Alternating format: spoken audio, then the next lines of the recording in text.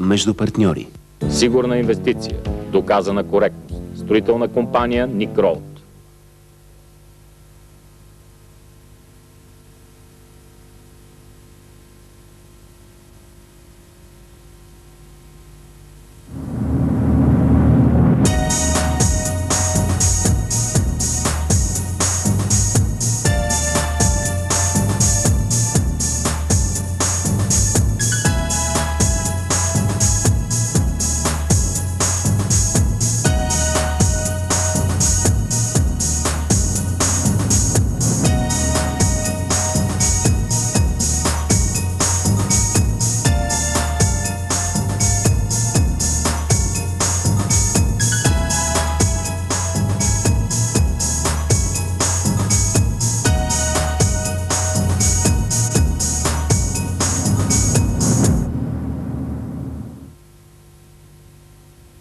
От преди около 2 години в различни полицейски управления на столицата започнаха да се получават жалби за извършени тежки криминални престъпления, част от грабежи,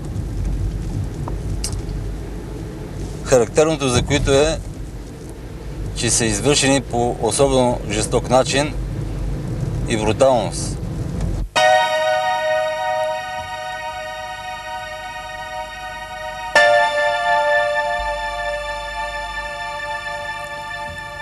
Част от жертвите са хора, чието ежедневие е свързано с пътуване, превозване на стоки и работа с оборотни пари.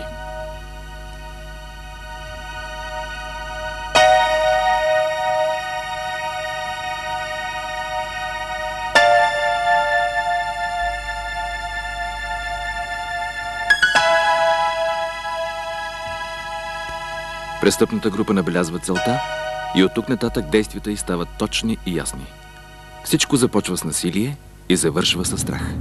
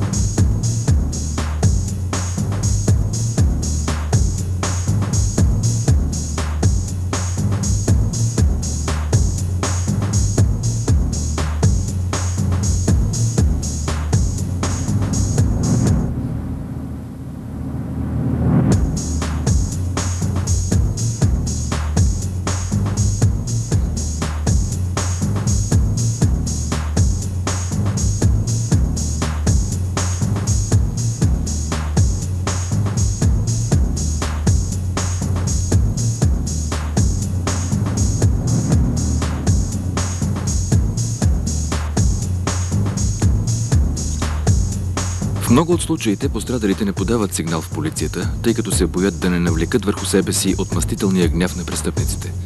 Още повече криминалните групи обикновено са покровителствани от по-големи мафиотски структури, пуснали корен за застрахователния бизнес.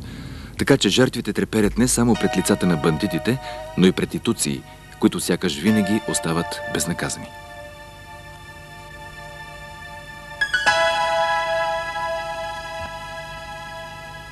Отваряне на апартамента, в жилището нахува група лица. Преди да атакуват частен дом, грабителите събират подробна информация за собствениците и тяхното имущество. Апартаментът или къщата се поставят под наблюдение и в най-удобно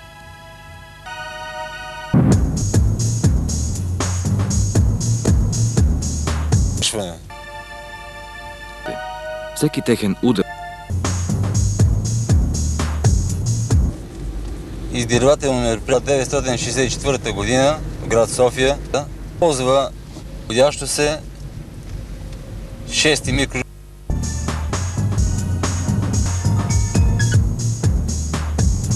Чеченеца. Пете Куинс, 100% натурално.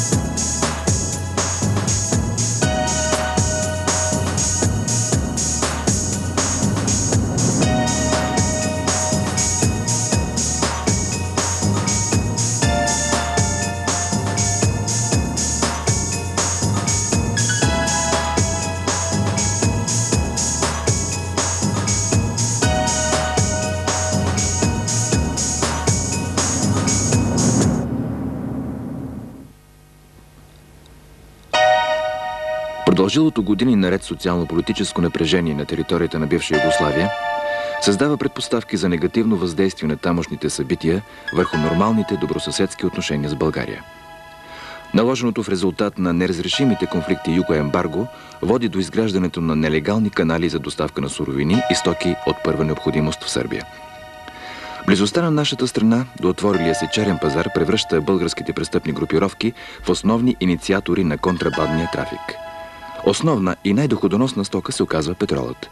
Между имената на участниците в незаконната търговия през 1993 година излиза на преден план Боян Петракиев, барона. Покрай мащабните петролни изделки се отварят ниши и за контрабанда с стоки от бита и рекет на извършващи транспортни услуги хора и организации.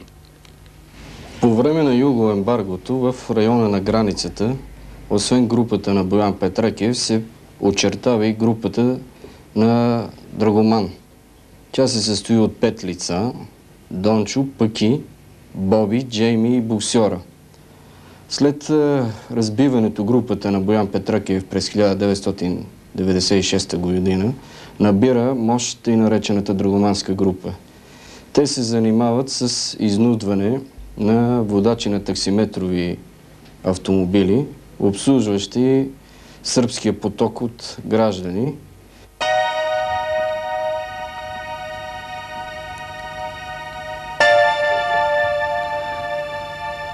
Контролно-пропусквателните пунктове по западната ни граница се превръщат в подходящо място за изпълняване на таксиметрови услуги.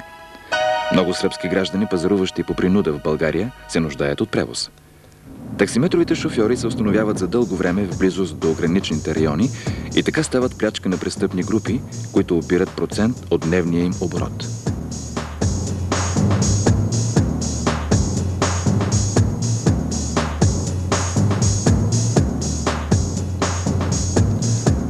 Групата от Драгоман всява страх у шофьорите и много от тях безропотно се съгласяват да делят заработеното с престъпниците. Други се опитват да оказват съпротива и са малтретирани, а дори и заплашвани със смърт.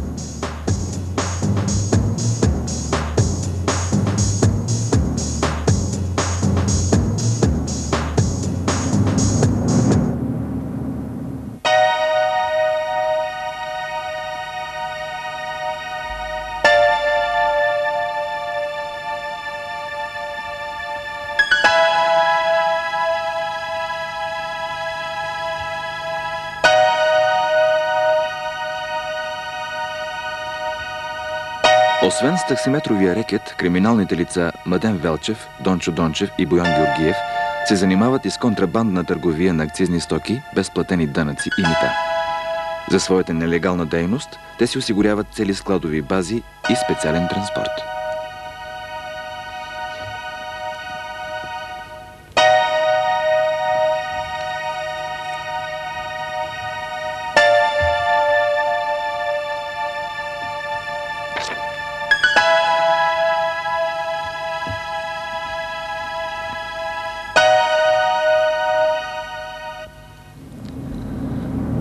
Тъй като бързите печалби от нововъзникналия черен бизнес привличат интереса на много от действащите в България престъпни организации, между групите се оформят иерархични отношения, като в повечето случаи провинциалните банди издигат свои местни тартори, които пък се отчитат пред по-големите шефове на силовите групировки. Поставени в такава ситуация, престъпниците работят под напрежението от нелегалния характер на дейността им и от друга страна стъписани от непрестанните дразги помежду им.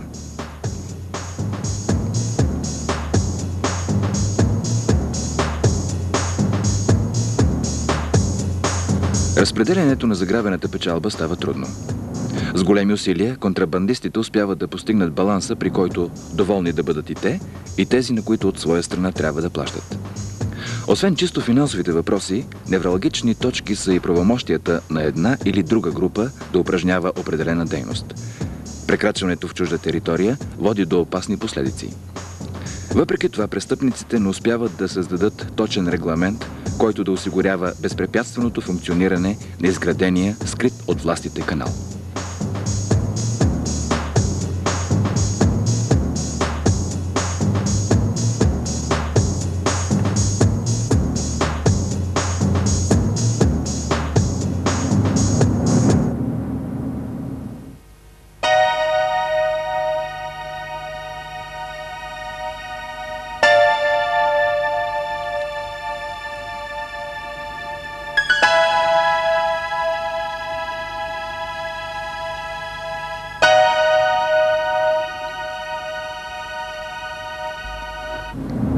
Най-чести гости на драгоманската група са хората от широко разклонената в района структура на Боян Петракиев парона.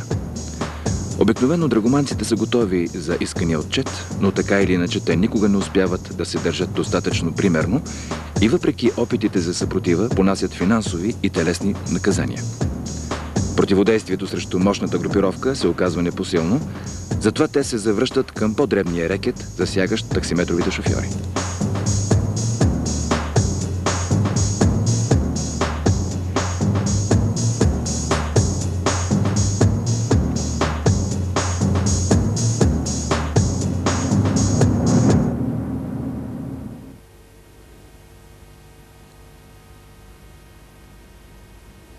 Водачите на таксиметрови автомобили, които са отказвали да плащат, са били заплашвани и тероризирани. Констатирани се случаи, когато са наемали момчета от столицата за физическа саморазправа. Дори има извършен и опит за убийство върху водач на таксиметров автомобил.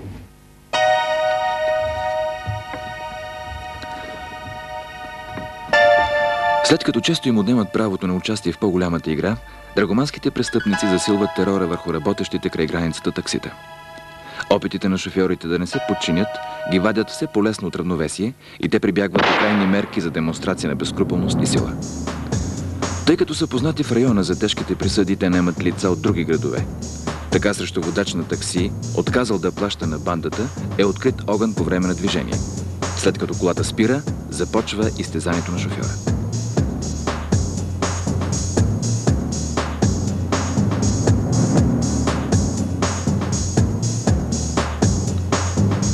Жестокостта на изпълнителите е подсилена от неприятностите, които се създават един на друг в обърканите си опити да измамят органите на реда, а и себе си. Повалената на пътя жертва едва ли е в състояние да отговаря на задаваните й въпроси, но появилите се изневиделица изверги не се задоволяват с причинения шок. Шофьорът е промушен с нож в корема, след което е изблъскан в крайпътното дере. На същото място е избутан и автомобилът му, който едва не прегазва прободеното тяло.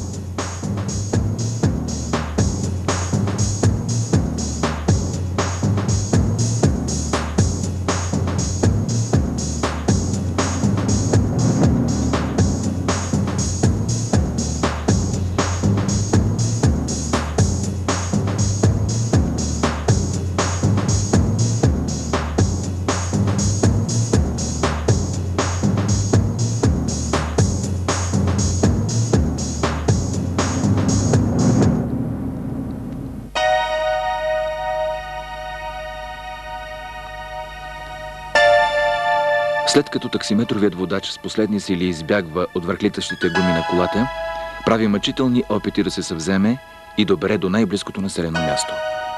Състоянието, в което се намира, превръща пътят му в едно безкрайно дълго, неимоверно усилие.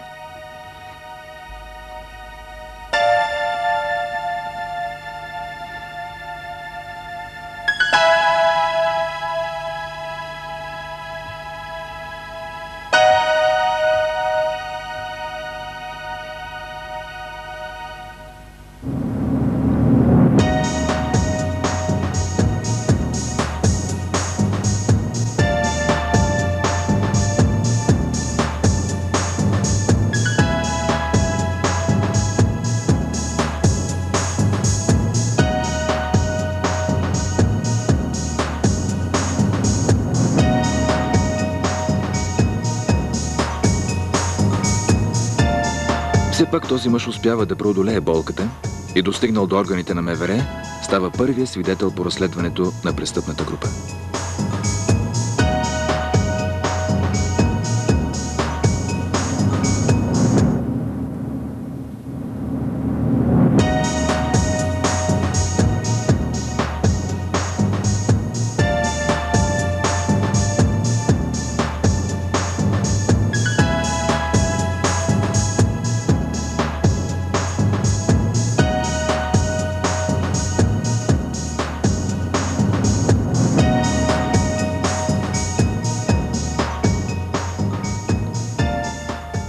След събирана през голям период от време оперативна информация се анализира и съвместно с НСС и РДВР София се премина към реализиране на информацията, лицата бяха задържани, а материалите предадени в следствените органи. Операцията по задържането на членовете на драгоманската банда се концентрира върху домовете на престъпниците. Явно усетили наближаващата развръзка, те правят опити да се укрият и полицията попада първо на техните родители и близки.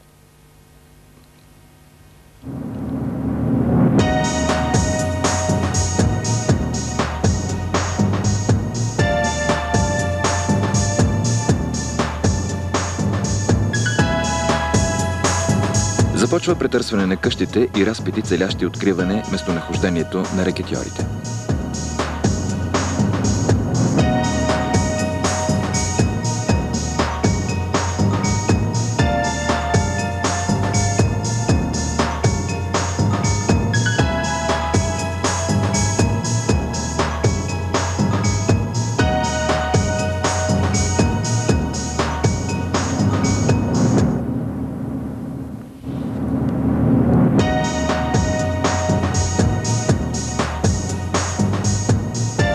Известно време криминалните лица успяват да избегнат срещата с силите на реда, но потеглилите по следите им специални части оставят все по-малко пространство за измъкване.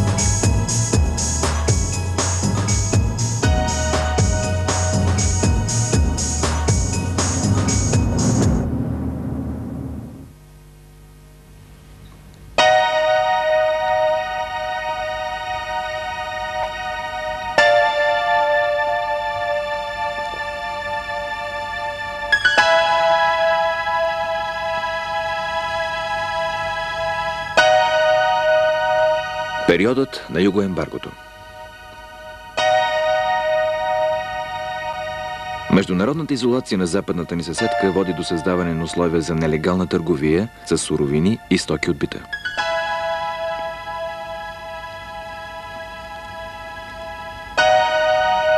Най-доходоносен е черният пазар на петрол. Към него насочват дейността си големите престъпни организации, действащи на територията на България.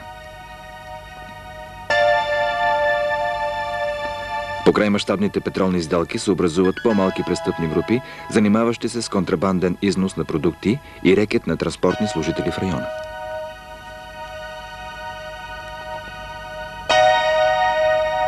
Между групировките започва борба за разпределяне на сферите в нововъзникналия незаконен бизнес. Изгражда се иерархична структура, в която шефовете на по-големите силови организации поставят под отчет дребните провинциални банди, действащи в околността. Боян Петракиев барона владее голема част от граничната територия. Престъпници, станали известни като групата от Драгоман, се опитват да вземат свое място в отворилото се поле за контрабандна печалба. Усилията им да се доберат до по-доходоносна търговия предизвикват наказателните акции на барона.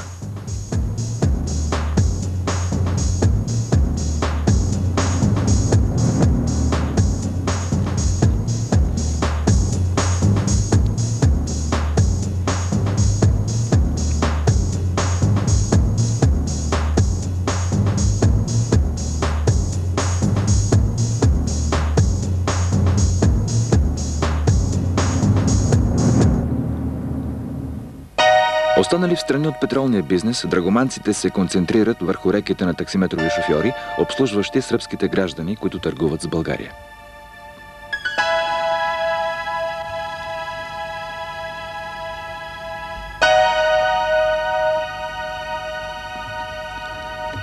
Повечето таксиметрови водачи безропотно скланят да делят оборота си с престъпниците и под непрекъснат страх продължават да работят в близост до границата. Шофьорите, които се опитват да окажат съпротива, са малтретирани и заплашвани със смърт.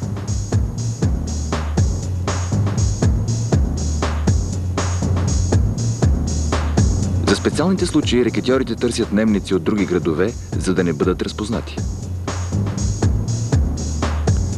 Срещу водач на такси, отказал да плати на бандата, е открит огън по време на движение.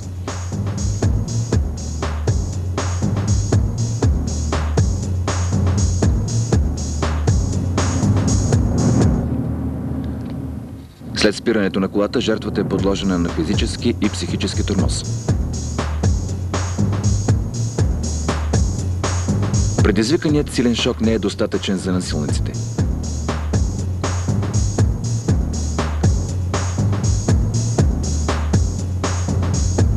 Мъжът е промушен в корема с нож, след което е изблъскан в крайпътното дере. Колата му също е избутана надолу.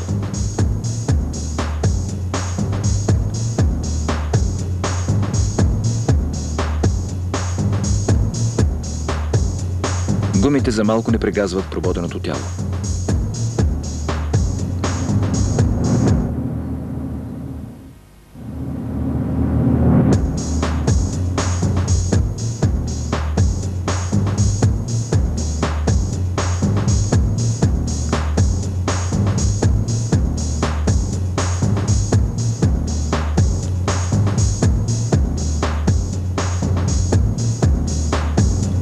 С неимоверни усилия шофьорът успява да преодолее болката и се отправя към най-близкото населено място, където да му бъде оказана помощ.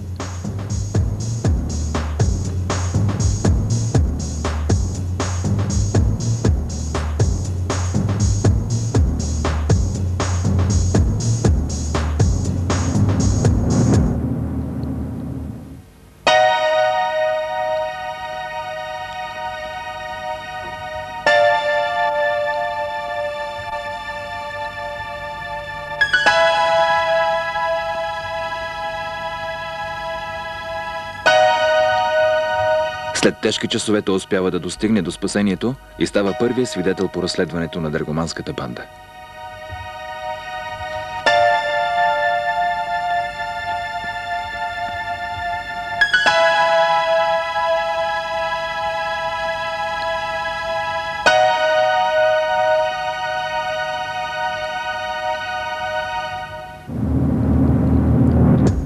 Групата продължава нелегалната си дейност, като отново прави опити да разшири нейните рамки. Извършва търговия с спиртни напитки и цигари и по този начин за пореден път предизвиква гнева на по-високо стоящите в престъпната иерархия организации.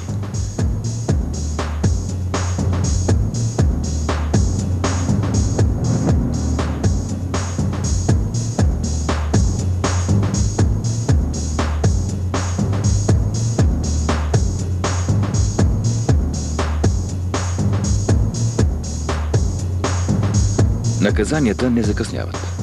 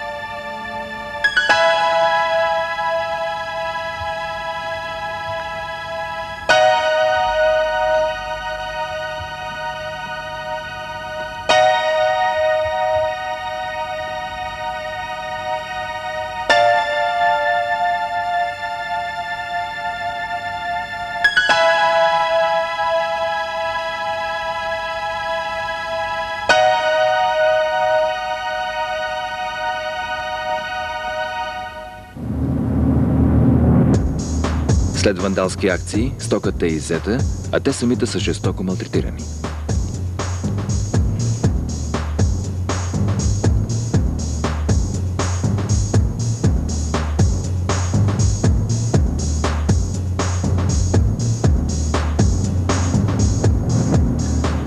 Показанията на невинни жертви, пострадали от насилие и рекет, помагат на органите на реда да се ориентират в изключително тежката обстановка по западната граница. След успешна акция е разбита престъпната структура на Боян Петракиев. В последвалите месеци набралата в сили след отстраняването на барона драгоманска група също влиза в полезрението на полицейските служители. Операцията по задържането на членовете на групата започва от домовете им.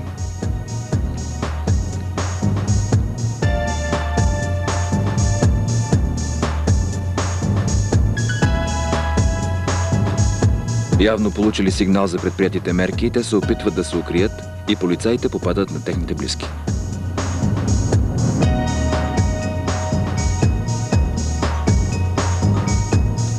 Започва издирване и разпити.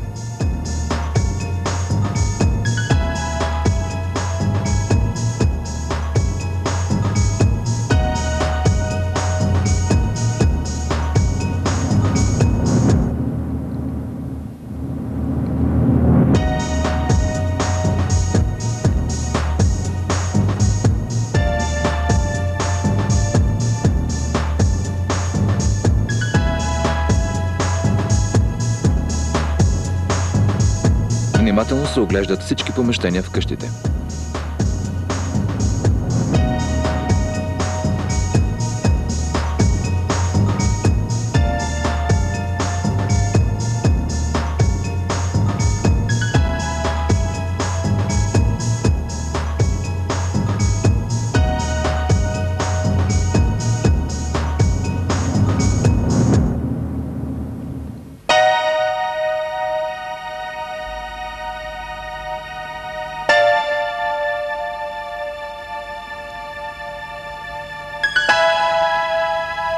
След като при първоначалното претърсване криминалните лица не биват открити, следващите няколко дни с помощта на допълнителна агентурна информация, престъпниците са локализирани и задържани.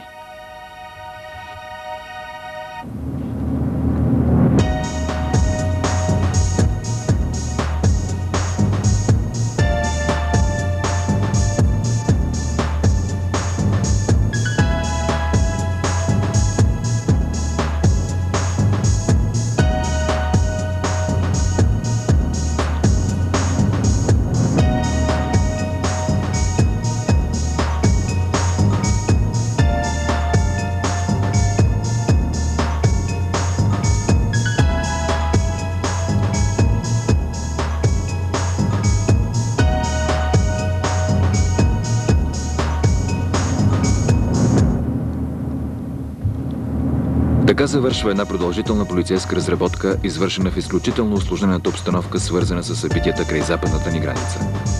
Разкриването на този случай дава началото на нови разработки, целящи възстановяването на сигурността и спокойствието в региона.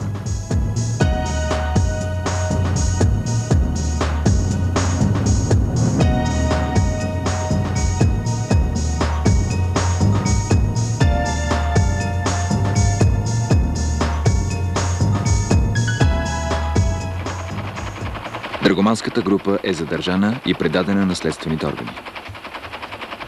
Усилията на състава за тази година са насочени преди всичко в потушаване на стремежите на някои личности, които определено са поставили своите лични интереси над обществените интереси за облагодетелстване по незаконен път и при документиране, доказване на тяхна престъпна дейност, съответно доклад пред следствие и прокуратура за продължаване на работа. Завършил съм висшата школа на МВР, след което бях назначен в криминална полиция в 6-то районно управление и до момента съм работил, освен на административните длъжности, които съм вземал, предимно по линия на криминалната полиция.